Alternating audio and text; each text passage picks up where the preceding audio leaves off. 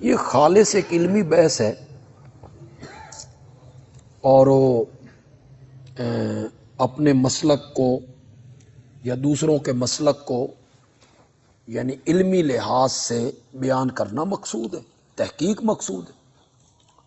انہیں بھی اجازت ہے، اہل تشیع کے علماء کو اجازت ہے، ان کے مجتہد حضرات کو، کہ وہ اس کا رد کریں۔ جو روایات ہم پیش کر رہے ہیں وہ اس کا رد کریں، اس کا جواب دیں، علمی گفتگو ہے۔ اس میں گالیاں نکالنا، تبرہ کرنا، ماؤں بہنوں کی گالیاں نکالنا، یہ خاندان علی کے تعلیمات کے خلاف ہے۔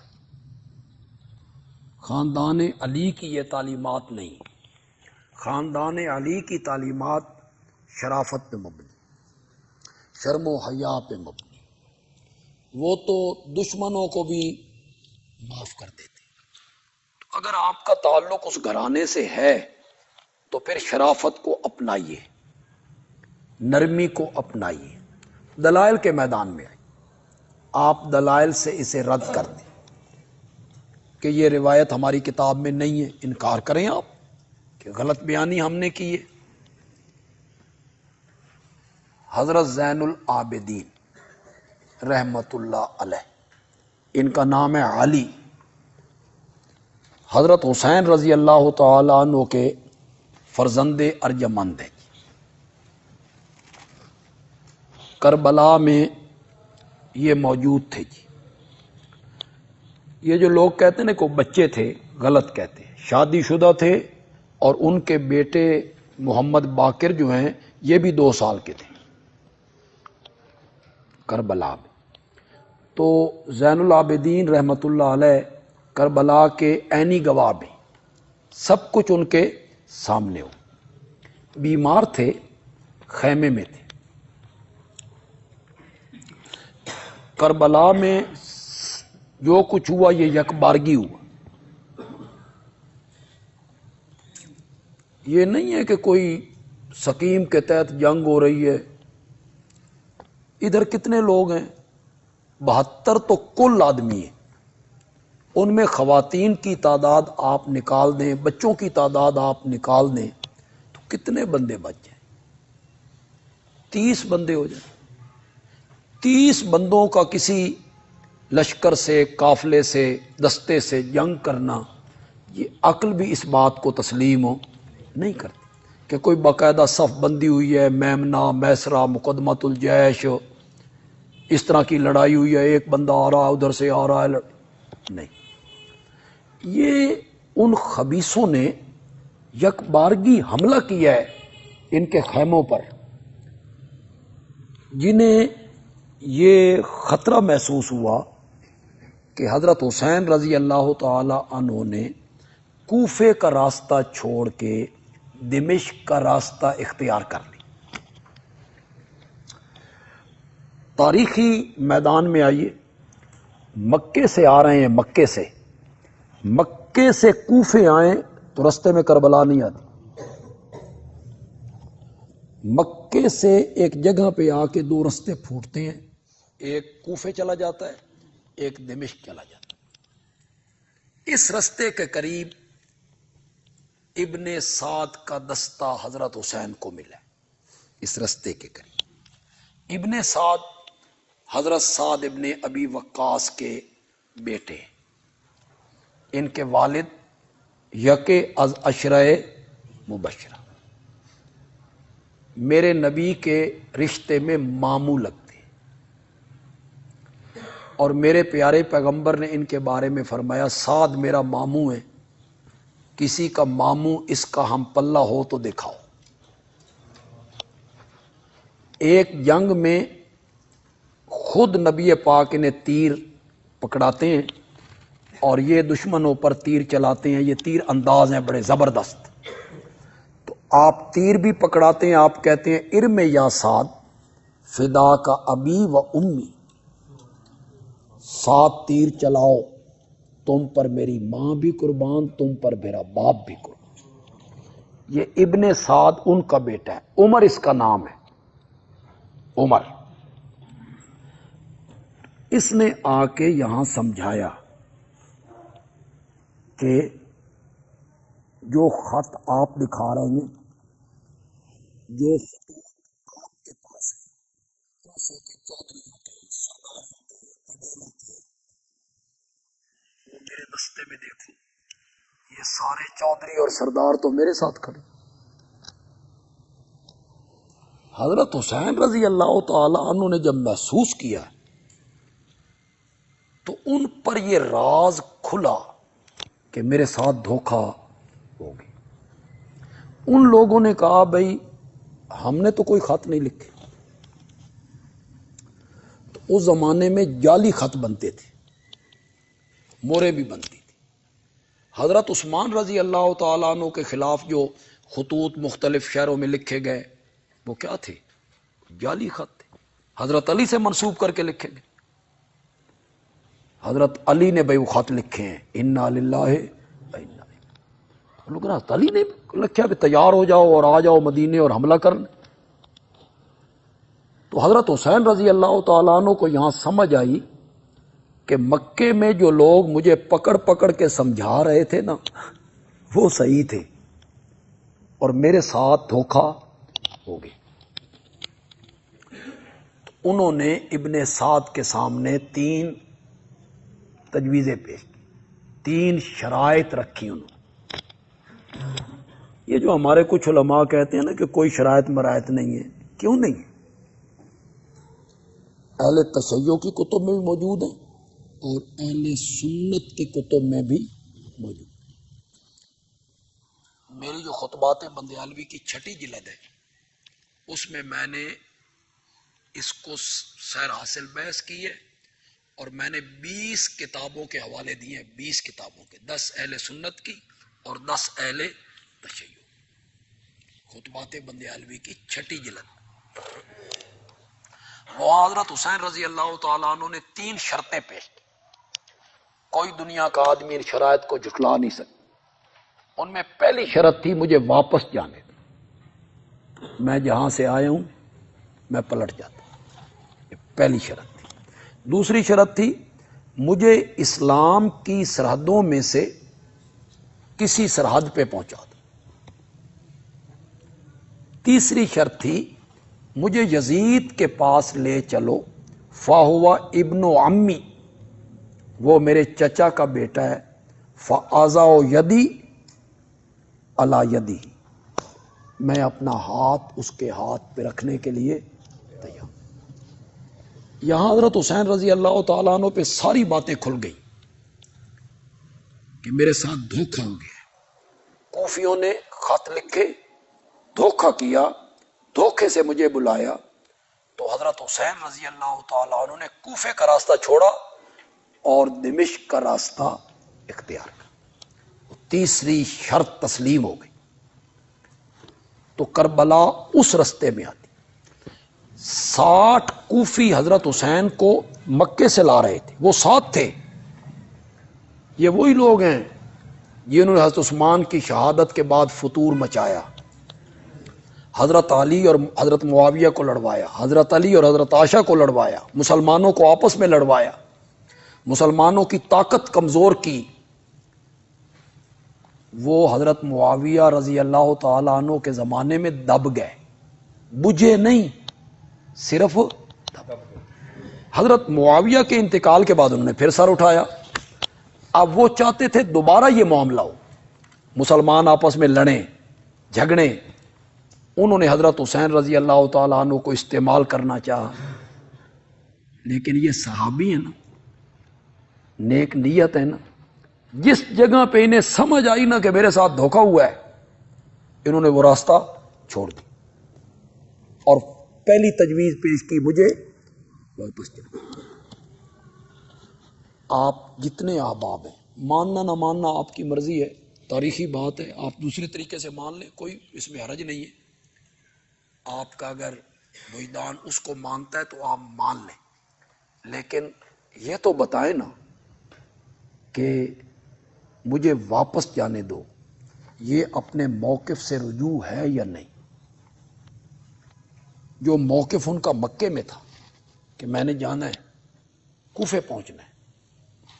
جب وہ کہہ رہے ہیں کہ مجھے واپس جانے دو تو یہ موقف سے رجوع ہے یا نہیں؟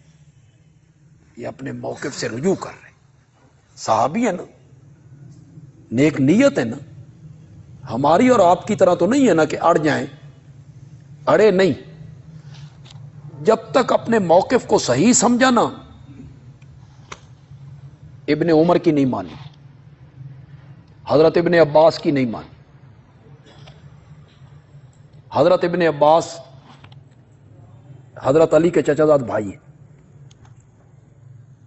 تو ان کے والد کی جگہ ہوں. نبی پاک کے چچا زاد بھائی ہیں تو ان کی نانا کی جگہ ہوئے. وہ کہتے ہیں اگر میں سمجھتا نا کہ تم رک جاؤ گی تو میں تمہارے بال پکڑ کے تمہیں روک لیتا, لیکن لگتا ہے کہ تم رکو گے نہیں. میں تمہاری سواری کے آگے لیٹ کے تمہیں روک لیتا, لیکن لگتا ہے تم رکو گے نہیں. پھر انہوں نے کہا میں دیکھ رہا ہوں کہ جس طرح حضرت عثمان کا خون بہایا گیا ہے آپ کے ساتھ بھی یہی کچھ ہوگا. وہاں انہوں نے حضرت ابن عباس کی نہیں مانی, ابن عمر کی نہیں مانی, اپنے چچا زاد بھائی کی نہیں مانی. عبداللہ ابن جعفر وہ ان کے بہنوئی بھی ہیں. حضرت زینب رضی اللہ تعالی عنہا کی شادی عبداللہ ابن جعفر سے ہوئی. انہوں نے روکا, نہیں مانی. اپنے دوسرے چچا محمد, کیا نام, محمد ابن حنفیہ, وہ حضرت علی کے بیٹے, انہوں نے روکا, نہیں مانی. ابو سعید خدری نے روکا, نہیں مانی. ابو واقد لیثی نے روکا, نہیں مانی. جو موقف سمجھا ٹھیک ہے, میرا موقف درست ہے, اس پہ ڈٹ گئے. لیکن جس جگہ پہ آ کے سمجھ آئی کہ میرے ساتھ دھوکا, فوراً رجوع کر, پھر نہیں اڑے. صحابی ہے نا, مجھے واپس جانے دو, مجھے اسلام کی سرحدوں پہ پہنچاؤ, یا مجھے یزید کے پاس لے چلو, میں اپنا معاملہ وہاں طے کر لوں. تو یہ جو 60 بندے ساتھ آ رہے تھے, انہوں نے, اور جنہوں نے خط لکھے تھے نا ان کی موریں تھیں, انہیں یہ خدشہ ہوا کہ ہمارا تو بنا بنایا جال ختم ہو رہا ہے اور یہ ساری ہمارے خلاف پڑ رہی ہے. اگر حضرت حسین یزید کے پاس پہنچ جاتے ہیں اور ان کی صلح ہو جاتی ہے اور ہمارے خط یزید کے پاس آ جاتے ہیں تو وہ ہماری چمڑی ادھیڑ دے گا. انہوں نے کہا کوئی کام ایسا کرو حضرت حسین یزید تک نہ جائے. انہوں نے یکبارگی حملہ کیا, جو سامنے آیا کاٹتے چلے گئے. خطوں کو جلانے کے لیے انہوں نے خیموں کو, ابن سعد کا دستہ جو ساتھ تھا وہ پڑاؤ کرتا تھا ذرا فاصلے پر کہ مستورات ہیں, خواتین ہیں, انہوں نے خیموں سے باہر بھی آنا ہے, قضائے حاجت کے لیے بھی جانا ہے, تو وہ ذرا فاصلے پہ کرتے تھے. ان کے آنے تک انہوں نے منٹوں سیکنڈوں میں کام کر دی, جو آیا سامنے کاٹتے چلے. زین العابدین بچ گئے, ورنہ سکیم کے تحت اگر لڑائی ہوتی تو جو لوگ 6 مہینے کے علی اصغر کو نہیں چھوڑ رہے, انہوں نے 20-22 سال کے زین العابدین کو کیوں چھوڑنا تھا؟ بچوں کو تو وہ مار رہے ہیں. معلوم ہو جو سامنے آیا کاٹتے چلے گئے. زین العابدین اس افراتفری میں بچ گئے. تو انہیں دمشق لے جایا گیا. یہ جو کہتے ہیں نا کوفے آیا تھا قافلہ, یہ جھوٹ بولتے. یہ قافلہ دمشق پہنچایا. اور پھر یہ کہانیاں جو ہمارے سنی وائز بھی, خطیب بھی سنی, بھئی سر نیزے پہ, حضرت حسین کا سر نیزے پہ, اور یہ قافلہ جا رہا. عورتیں اونٹوں کی ننگی پیٹھوں پر ہیں, ان کے سروں پہ چادریں کوئی نہیں۔ یہ سارے ہمارے علماء، ہمارے خطیب اس کو بیان کر، صرف لوگوں کو رلانے کے لیے اور ان سے پیسے بٹورنے کے۔ ایک مولوی صاحب تھے، نام میں نہیں لیتا، یہ چنیوٹ میں شہادت کانفرنس ہوتی ہے اہل سنت کی، میں بھی کئی سال وہاں جاتا رہا، پھر اب مجھ پہ پابندی لگ گئی، تو وہ بڑی شہادت پڑھتے تھے، آواز بھی اچھا تھا، پھر شہادت پڑھتے ہیں، رلاتے ہیں لوگوں۔ زندگی کے آخری سالوں میں وہ آئے، انہوں نے کہا چنوٹیو گل سنو، جو کچھ بھی شہادت میں تمہیں پڑھ کے سنایا نہ آج تک، وہ سب جھوٹ ہے، اس کا کوئی سر پیر نہیں۔ کسی ذاکر کی بات دوسرے ذاکر سے نہیں ملتی، آپ سن لیں، ایک ذاکر جو واقعہ بیان کرتا ہے دوسرے ذاکر سے وہ واقعہ نہیں ملتا۔ بنائی گئی کون؟ سر نیزے پہ، ننگی پیٹھوں پہ عورتیں سوار، ان کے سروں پہ چادریں کوئی نہیں، ان کے کانوں سے بالیاں کھینچ لی گئی۔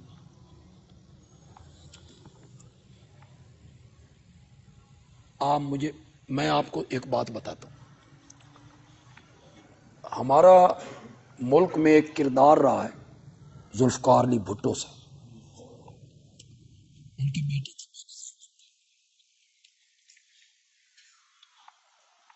یہ بڑا سیاست میں بڑا کردار تھا بھٹو صاحب کا، وہ اتنا مقبول لیڈر تھا کہ وہ کہتا تھا میں کھمبے نو ٹکٹ دیواں نا کھمبا بھی جیت جائے۔ واقعی اس نے غریبوں کو ٹکٹ دی، عام بندے تھے جو الیکشن لڑے، انہوں نے بڑے بڑے برج الٹ کے رکھ دی، بڑے بڑے وڈیروں کی ٹانگیں اوپر کر دی، جیت گئے۔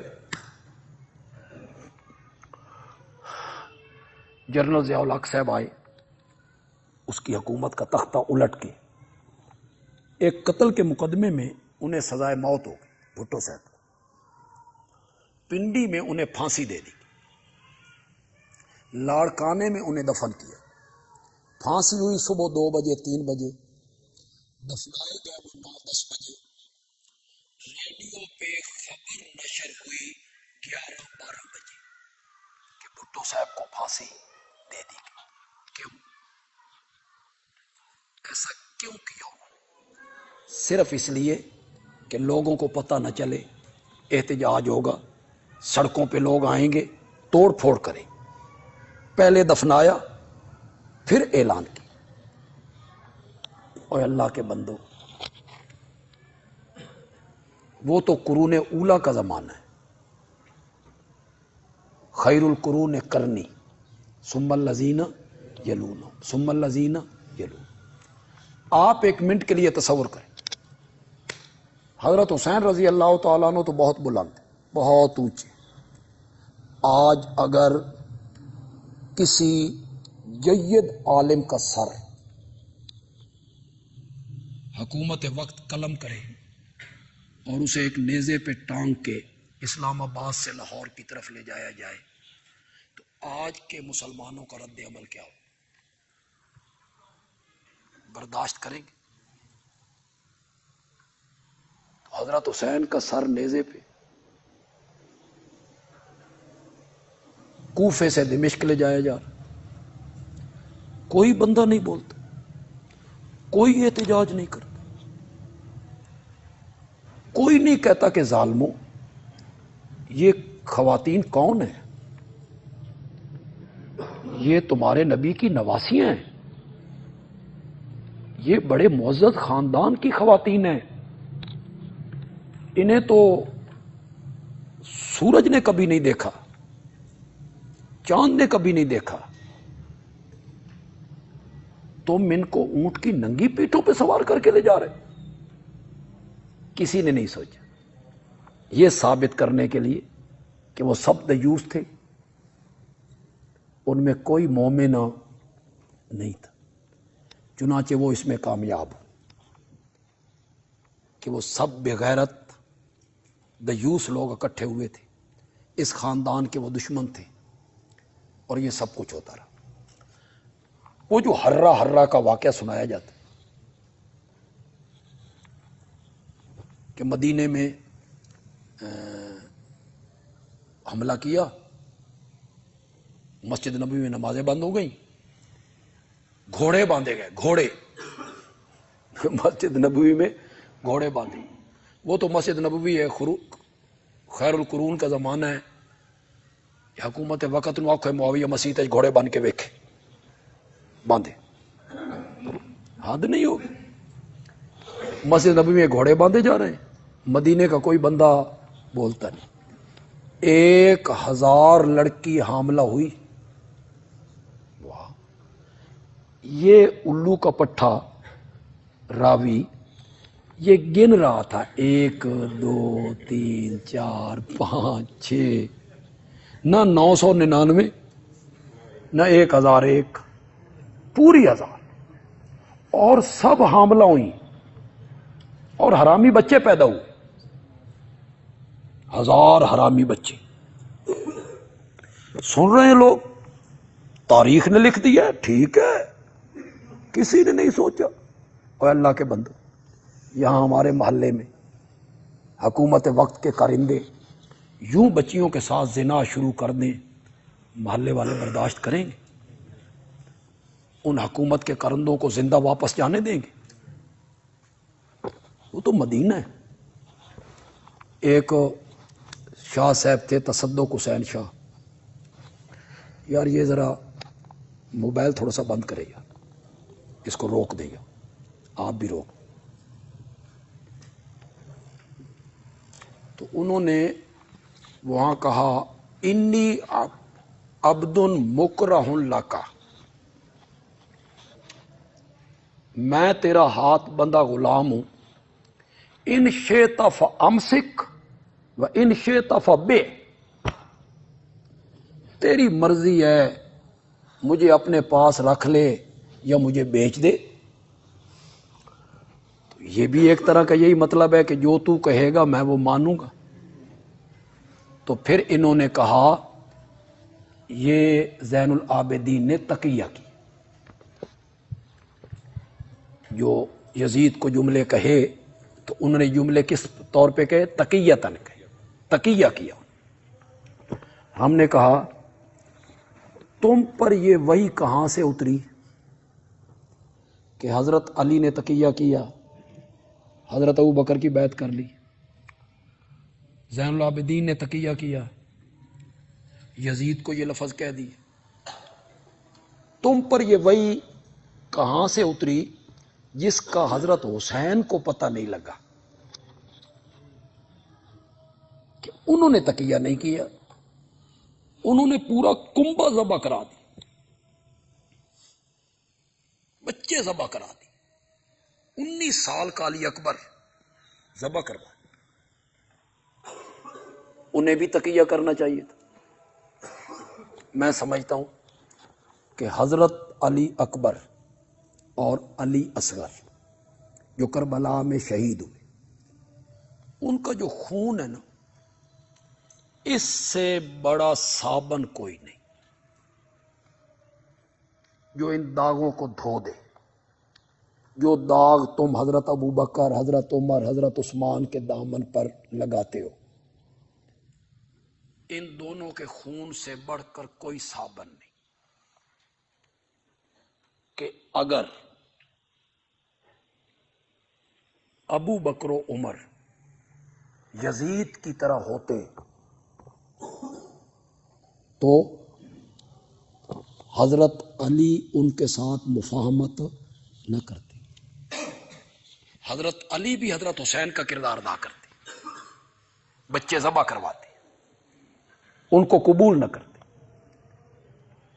تو حضرت حسین رضی اللہ تعالی عنہ نے اپنے بچے قربان کر کے اس بات کو ثابت کیا کہ اگر ابو بکر و عمر بھی یزید کی طرح ہوتے تو جس طرح میں اس کے خلاف نکلا ہوں، میرا بابا بھی ان کے خلاف نکلتا۔ لیکن حضرت حسین نہیں نکلے، انہوں نے تقیہ نہیں کیا۔ تو حضرت حسین رضی اللہ تعالی عنہ کی جو شہادت ہے، اس نے یہ سارے دھونے دھو دیے۔ مولانا ابوالکلام آزاد رحمۃ اللہ علیہ کا ایک مقولہ ہے، مولانا ابوالکلام آزاد بہت اونچے ادیب ہیں، خطیب بھی ہیں، ادیب بھی، ان کی کتابیں آپ پڑھا کریں۔ سورۃ فاتحہ کی تفسیر پہ جو ان کی کتاب ہے اس کو آپ ضرور پڑھیں، بہت زبردست کتاب، آپ کی اردو بہت اچھی ہو جائے گی، اردو ادب بہت اچھا ہو جائے گا۔ مولانا ابوالکلام آزاد کا ایک مقولہ ہے، تم بارش کو اس وقت دیکھتے ہو جب زمین پہ آن پڑتی ہے، اور ابوالکلام بارش کو بادلوں میں دیکھنے کا عادی۔ مولانا ابوالکلام آزاد کا ایک مقولہ ہے، لوگ اس لیے جیل جاتے ہیں کہ جرم کرتے، زنا کرتے۔ حضرت یوسف کو اس لیے جیل جانا پڑا کہ انہوں نے جرم کرنے سے انکار کر دیا کہ میں نے یہ کام نہیں کرنا۔ لوگ کہتے ہیں کہ حضرت حسین رضی اللہ تعالیٰ عنہ کو اس لیے شہید کیا گیا کہ وہ یزید کی بیعت نہیں کرنا چاہتے تھے۔ میں کہتا ہوں نہیں، انہیں شہید اس لیے کیا گیا کہ وہ اس بیعت پر راضی ہو۔ اور وہ جو منافقین تھے انہیں یہ خطرہ پیدا ہوا کہ اگر یہ کام ہو گیا نا تو پھر ہمارے پلے کچھ نہیں رہے گا، اور ہم نے جو جال بنا ہے افتراق کا، انتشار کا، اختلاف کا، مسلمانوں کو لڑانے کا، یہ سارا جال تار تار ہو جائے گا۔ وہ تیار ہو گئے تھے۔ مجھے سمجھ نہیں آئی کیوں اس پر زور دیا جاتا ہے کہ یزید قاتل ہے، یزید قاتل ہے، یزید قاتل ہے۔ یزید اہل سنت میں سے ہے یا اہل تشیع میں سے؟ یہ پہلے فیصلہ کر لو۔ اس کا تعلق اہل سنت سے ہے، معاویہ کا بیٹا ہے، تو تعلق کس سے ہے؟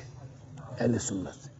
تم کہتے ہو یزید نے مارا ہے، اس کا مطلب ہے کہ حضرت حسین کے قاتل اہل سنت ہیں۔ تم یہ کہنا چاہتے ہو، ہم کہنا چاہتے ہیں کہ نہیں، جن کوفیوں نے خط لکھ کے بلایا تھا قاتل بھی ہوئی۔ خود حضرت حسین، زین العابدین، حضرت زینب، محمد باقر، سب کے خطبے موجود ہیں، جلاء العیون اٹھاؤ، خلاصۃ المصائب اٹھاؤ، سب میں لکھا ہو کہ جن لوگوں نے ہمیں خط لکھ کے بلایا ہمیں مارنے والے وہی۔ زین العابدین کے آپ خطبے پڑھے، لوگ روتے ہوئے آئے کوفے میں، انہوں نے پوچھا یہ کون ہے؟ کہ یہ کوفے کے لوگ ہیں اور اس واقعہ پہ رو رہے ہیں۔ تو حضرت زین العابدین نے فرمایا یہ رو رہے ہیں تو ہمیں بھی بتاؤ ہمیں قتل کس نے کیا، پھر ہمیں قتل کس نے کیا، قاتل ہمارے کون؟ حضرت زینب کا خطبہ آپ پڑھیں، جلاء العیون میں، خلاصۃ المصائب میں، الارشاد شیخ مفید کی ہے، اس میں تاریخ یعقوبی میں، مروج الذہب مسعودی کی ہے، اس میں آپ وہ خطبے پڑھیں۔ حضرت زینب نے کہا ہمیں بلانے والے تم تھے، میرے بھائی کو مارنے والے تم ہو، روتے بھی تم ہو، اللہ کرے تم ساری زندگی روتے رہو، تم ہنسو کم اور تم روو زیادہ۔ انہوں نے تو بد دعا دی ہے، یہ ساری کتابوں میں ان کے خطبے موجود ہیں۔ جن کوفیوں نے حضرت سیدنا حسین رضی اللہ تعالی عنہ کو دعوت دی، خط لکھے، بلایا، قاتل بھی ہوئے۔ خاندان علی کے جتنے افراد ہیں سب نے یہی کہا ہے۔ اس پر اگر آپ کو کوئی اشکال ہو، جو باتیں میں نے کی ہیں، یہ بھی کوئی ضروری نہیں ہے کہ آپ اسے مانیں اور یہ کوئی کفر اسلام کا مسئلہ ہو جائے گا، نہیں، تاریخ ہے، تاریخ کو اس طرح سمجھ لیا جائے یا تاریخ کو اس طرح سمجھ، لوگوں نے اس طرح سمجھا، ان کی مرضی۔ لوط ابن یحییٰ ابو مخنف، سب سے پہلے اس نے مقتل حسین لکھی۔ لوط ابن یحییٰ ابو مخنف، یہ کربلا کے واقعہ کے بعد پیدا ہوئے، پیدا بعد میں ہوا۔ یہ لکھتا ہے اس طرح ہوا، اس طرح ہوا، خیمے میں گیا، پانی شانی، یہ سارا اس نے لکھا۔ تاریخ طبری نے جتنا واقعہ لکھا اس کا ماخذ لوط ابن یحییٰ ہے، ابو مخنف۔ تاریخ طبری نے سارے واقعات اس سے لی، ابن کثیر نے سارے واقعات طبری سے لی۔ اصل ماخذ جو ہے وہ کون ہے؟ لوط ابن یحییٰ۔ یہ پیدا ہوا کربلا کے بعد، یہ سب کچھ لکھتا ہے اور بغیر سند کے لکھتا ہے۔ تمام محدثین کہتے ہیں کذاب ہے، اور اس میں تشیع پایا جاتا ہے۔ تمام مورخین لکھتے ہیں، تمام محدثین لکھتے ہیں کہ یہ جھوٹا آدمی تھا۔ اگر اس کی کتاب مقتل حسین تاریخ سے نکال دی جائے تو یہ ثابت بھی کوئی بندہ نہیں کر سکتا کہ واقعہ کربلا ہوا بھی ہے یا نہیں، اگر اس کی کتاب مقتل حسین کو تاریخ سے نکال دیا جائے۔ تو کذاب لوگوں نے کہانیاں گھڑی، ذرا سی بات تھی، اندیشہ عجم نے جسے بڑھا دیا ہے زیب داستاں کے لیے، اس کو بڑھایا گیا، اس پر حاشیہ آرائی کی گئی۔ میں نے اس پر جو کہنا تھا، جو میرا اپنا موقف ہے، میں نے کہہ دیا۔ آپ کو اس پر کوئی اشکال ہے تو آپ اس کا اظہار کر سکتے ہیں۔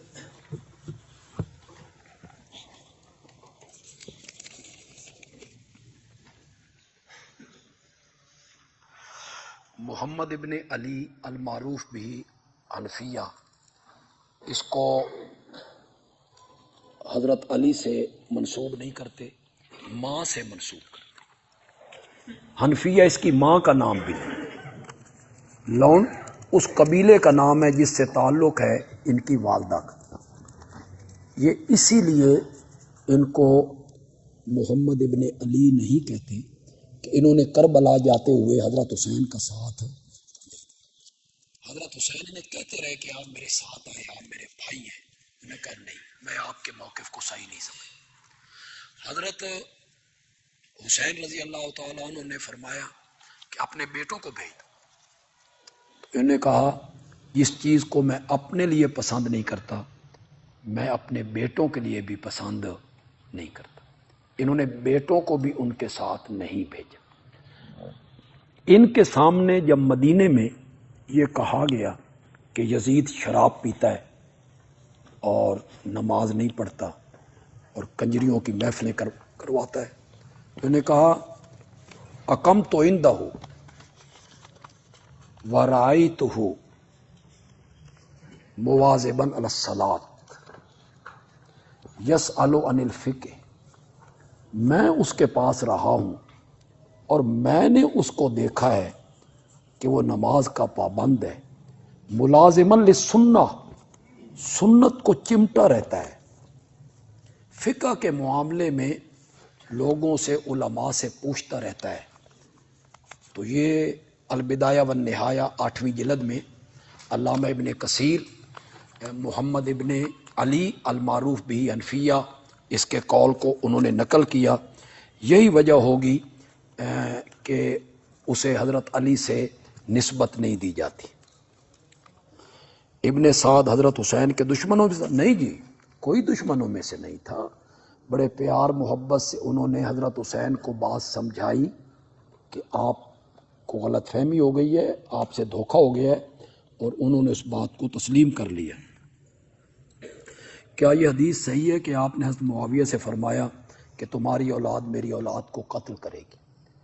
یہ حدیث تو اپنی جگہ پہ رہ گئی، ایک حدیث لوگوں نے گھڑی کہ معاویہ کے کاندھے پر یزید سوار تھا اور مسجد نبوی کے سامنے سے گزری تو آپ نے فرمایا جنتی کے کاندھے پر جہنمی سوار. یہ آپ نے فرمایا. علماء بیان کرتے ہیں، لوگ واہ واہ کرتے ہیں. یزید نبی پاک کے انتقال کے 11 سال بعد پیدا ہوا ہے.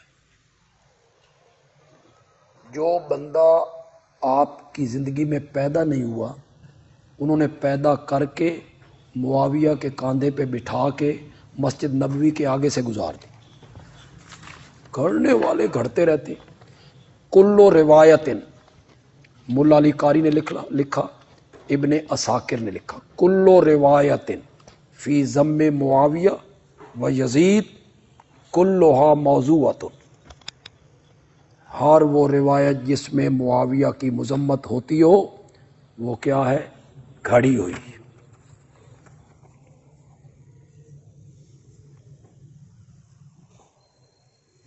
جماعت اسلامی والوں کو لوگ اچھا سمجھتے ہیں اور جماعت اسلامی والے تشیع کو اچھا سمجھتے ہیں. تو اس کے بارے میں آپ کی کیا رائے ہے؟ دیکھیں، مولانا مودودی صاحب کی جو رائے تھی انہوں نے لکھی خلافت و ملوکیت میں. اب جماعت جو ہے نا اس نہج پہ نہیں ہے جس نہج پہ مولانا مودودی ان کو چلانا چاہتے تھے. اب جماعت اس نہج پہ نہیں ہے. اب جماعت عوامی بننے کی کوشش میں، لیکن اس میں ان کو کامیابی نہیں ہو رہی.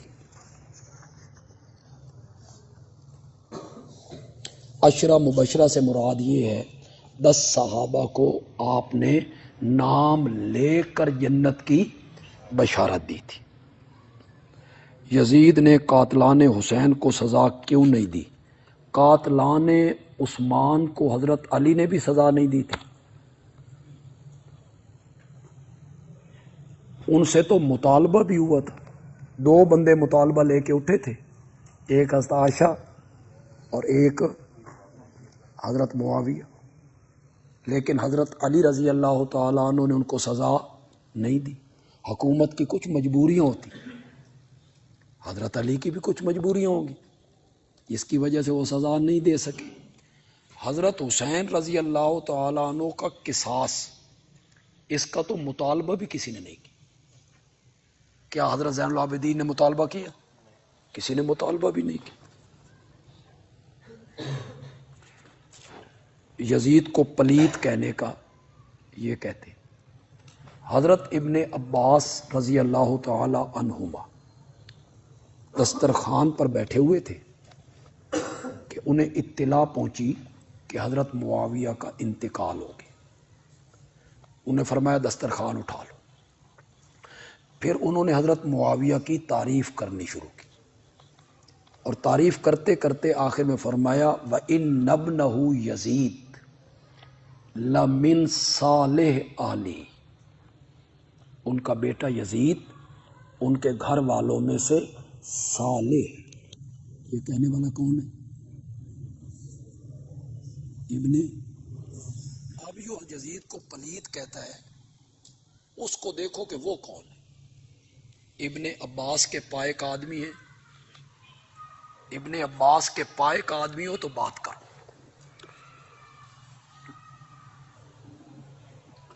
اگر یزید قاتل نہیں تھا، اس کی حکومت میں واقع رونما ہوا تو میں اس کا جواب دے چکا ہوں. ورنہ تو جلاء العیون میں کہ ایک آدمی یزید کے پاس آیا، اس نے کہا عملے رکابی ذہبا و فضۃ، میری یہ رکابی سونے چاندی سے بھر دے کہ میں نے حسین کو قتل کیا. اس نے جلاد کو بلایا اور بلا کے کہا یہ حسین کو قتل.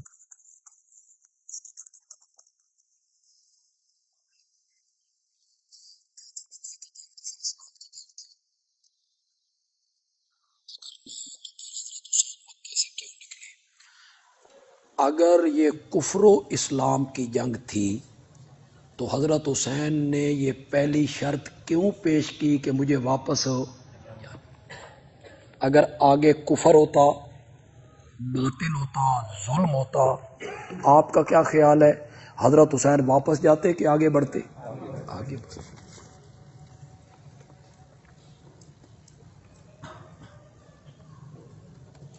جو لوگ سیدوں سے کہتے ہیں ہم سید ہیں، سید کا احترام کرنا ضروری ہے، اگرچہ وہ باقی صحابہ پر طعن و تشنیع کرے. دیکھیں انہو لیس من اہلک انہو عمل غیر.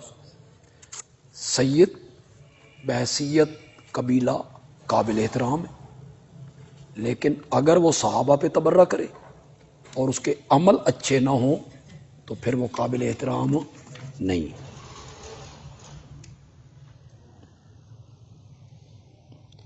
ابن سعد اور حضرت حسین کے درمیان جب محبت تھی تو حضرت حسین 3 شرطیں پیش کیں، اور ایک قبول ہونے کا کیا مطلب ہے؟ ظاہر بات ہے 3 میں سے کوئی ایک ہی قبول ہونی تھی، یا واپس چلے جاتے یا سرحدوں پہ چلے جاتے. تیسری شرط مناسب محسوس ہوئی تو تیسری شرط قبول ہو گئی.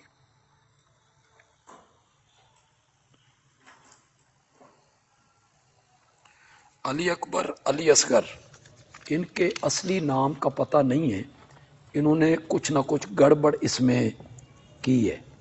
نام حضرت حسین حضرت علی کے بیٹوں کے ابو بکر عمر عثمان آئے ہیں جی. مولانا محمد سعید خان ملتانی کی بڑی دینی خدمات ہیں، آپ کا علامہ صاحب کے بارے میں کیا نظریہ ہے؟ اب تو بحث یزید کی ہو رہی ہے، اب تو اس میں کریں، پھر علامہ صاحب کے بارے میں بھی آپ پوچھ لیں کسی موقع پہ.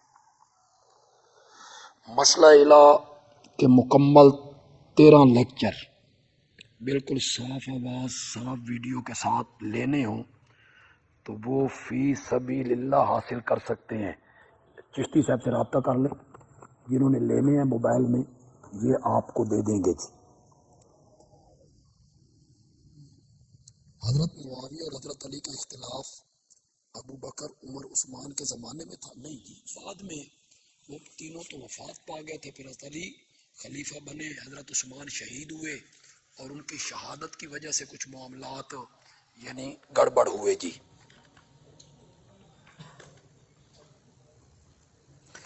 یزید تابعی تھا جی، اس نے کئی صحابہ کی صرف بیعت نہیں کی بلکہ کئی صحابہ کو دیکھا نہیں بلکہ کئی صحابہ نے اس کے ہاتھ پر بیعت کی ہے.